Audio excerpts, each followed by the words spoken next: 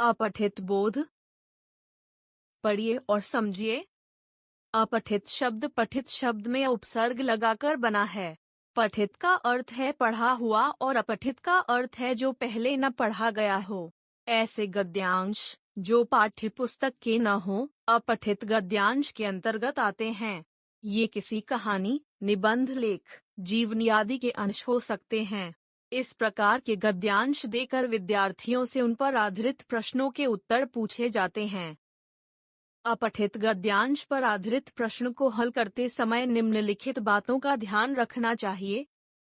दिए गए गद्यांश को कम से कम 2-3 बार अवश्य पढ़ लें ताकि गद्यांश का अर्थ भली भांति समझ सकें। पूछे गए प्रश्नों के उत्तरों को रेखांकित कर लें।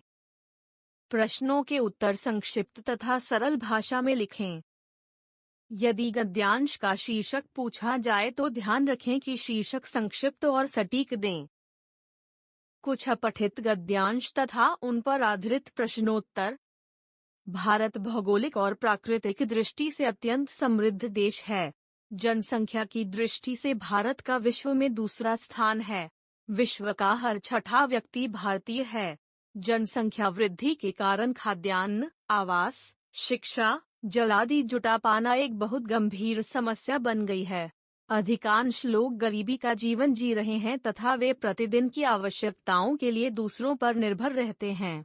बढ़ती जनसंख्या का प्रमुख कारण अज्ञानता और अशिक्षा है। स्वतंत्रता प्राप्ति से अब तक के वर्षों में इस समस्या के निवारण के लिए औपचारिक व अनौपचारिक तौर पर शिक्षा का खूब प्रचार व प्रसार किया गया। परिवार नियोजन संबंधी अनेक कार्यक्रम देश भर में चलाए गए। यदि जनशक्ति का उपयुक्त प्रयोग किया जाए तो देश की उन्नति हो सकती है। प्रत्येक व्यक्ति यदि समाज और राष्ट्र की उन्नति में पूरा और सही योगदान दे तथा अपने कर्तव्य और जिम्मेदारियों को समझे तो देश की उन्नति अवश्य ही संभव है। प्रश्न: भारत किस दृष्टि से समृद्ध देश है? उत्तर: भारत भौगोलिक और प्राकृतिक दृष्टि से समृद्ध देश है। प्रश्न: जनसंख्या की दृष्टि से भारत का विश्व में कौन सा स्थान है? उत्तर: जनसंख्या की दृष्टि से भारत का विश्व में दूसरा स्थान है।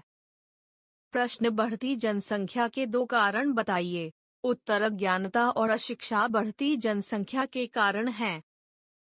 प्रश्न: जनसंख्या वृद्धि को रोकने के लिए सरकार ने कौन से कार्यक्रम चलाए? उत्तर: जनसंख्या वृद्धि को रोकने के लिए सरकार ने परिवार नियोजन संबंधी कार्यक्रम चलाए हैं। प्रश्न: निम्नलिखित शब्दों के विलोम शब्द लिखिए। उत्तर: अज्ञान, ज्ञान, अशिक्षा, शिक्षा। मनुष्य एक सामाजिक प्राणी है।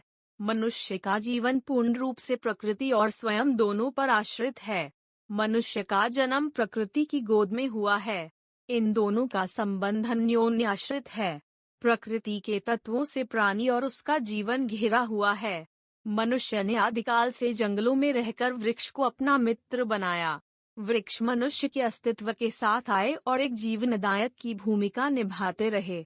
तभी से मनुष्य को एहसास हुआ कि जीवन को सुरक्षित रखने के लिए वृक्षों को अपनाना होगा। वृक्ष मनुष्य की आधारभूत आवश्यकताओं की पूर्ति करते हैं, जैसे भोजन, ईंधन, वस्त्र, छाया, औषधि, कागज, पेंसिल, रबड़, गोंद, कोयला आदि। वृक्ष शहरीली गैसों को आत्मसात करते हैं और प्राणवाहिनी ऑक्सीजन देते हैं।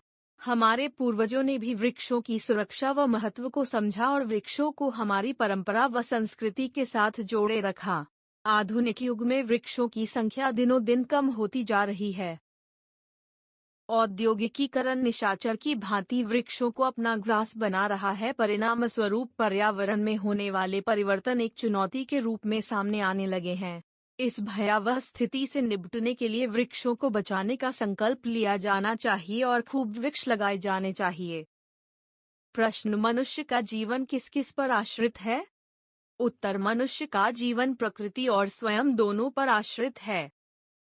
प्रश्न: मनुष्य ने आदिकाल से किसे अपना मित्र माना है? उत्तर: मनुष्य ने आदिकाल से वृक्षों को अपना मित्र माना है। प्रश्न: वृक्षों का कोई एक कार्य बताइए।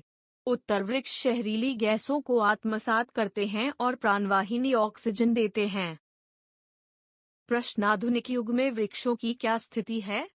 उत्तर: आधुनिक युग में वृक्षों की संख्या लुप्त होती जा रही है। प्रश्न गद्यांश का उचित शीर्षक लिखिए। उत्तर वृक्षों की उपयोगिता। आदमी की पहचान उसकी भाषा से होती है और भाषा संस्कार से बनती है। जिसके जैसे संस्कार होंगे वैसी ही उसकी भाषा होगी। मनुष्य के बोलने के तरीके से उसके संस्कारों का पता लगता है। यही कारण है कि भाषा शिक्षक का दायित्व बहुत गुरुतर और चुनौतीपूर्ण है। परंपरागत रूप में शिक्षक की भूमिका बोलना, पढ़ना और लिखना 3 कौशलों तक सीमित कर दी गई है। केवल यांत्रिक कौशल किसी जीती जागती भाषा का उदाहरण नहीं हो सकते हैं। सोचना और महसूस करना 2 ऐसे कारक हैं जिनसे भाषा सही आकार पाती है। इनके अभाव में भाषा भाषा नहीं है। इनके बिना भाषा संस्कार नहीं बन सकती। इनके बिना कोई भाषा किसी देश या समाज की धड़कन नहीं बन सकती। केवल संप्रेषण ही भाषा नहीं है। दर्द और मुस्कान के बिना कोई भाषा जीवंत नहीं हो सकती। प्रश्न आदमी की पहचान किससे होती है? उत्तर आदमी की पहचान उसकी भाषा से होती है। प्रश्न आदमी की भाषा से उसके बारे में क्या पता चलता है? उत्तर आदमी की भाषा से उसके संस्कारों का पता चलता है। प्रश्न गद्यांश के अनुसार शिक्षक की भूमिका कहाँ तक सीमित कर दी गई है? उत्तर गद्यांश के अनुसार शिक्षक की भूमिका बोलना, पढ़ना और लिखना तक सीमित कर दी गई है। प्रश्न कोई भाषा किसके बिना जीवंत नहीं हो सकती? उत्तर कोई भाषा दर्द व मुस्कान के बिना जीवंत नहीं हो सकती। प्रश्न निम्नलिखित शब्दों के तुकांत शब्द लिखिए। उत्तर आकार, प्रकार, मुस्कान,